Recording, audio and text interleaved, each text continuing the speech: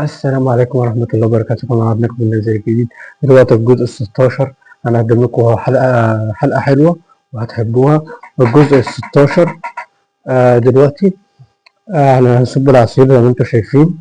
غطي كده، متنسوش اللايك بالفيديو والاشتراك في القناة عشان يوصل لكم كل جديد وحصري من على قناتنا على اليوتيوب. زي ما انتم شايفين عصير، ما الأذان يشهد على اللي يشرب يعني، والقرآن يخلص إن شاء الله والأذان يشهد. هنفطر وكل سنة وانتم طيبين ورمضان كريم عليكم وصوما مقبولا وإفطارا شهيا. يا رب يكون الفيديو نال إعجابكم، ويا رب يكون الفيديو نال إعجابكم. ما تنسوش اللايك الفيديو والاشتراك في القناة عشان يوصلكم كل جديد. كان معاكم أحمد عبد المنعم. زي ما انتم شايفين نزل إيدك لو سمحت.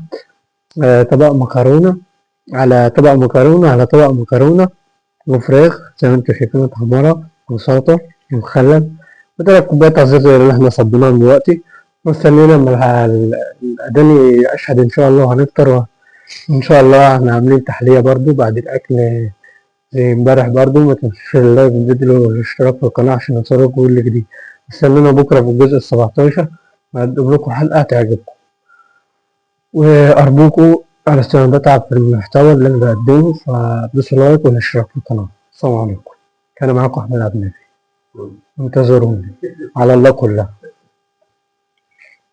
على الله كلها، وكل سنة وانتم طيبين.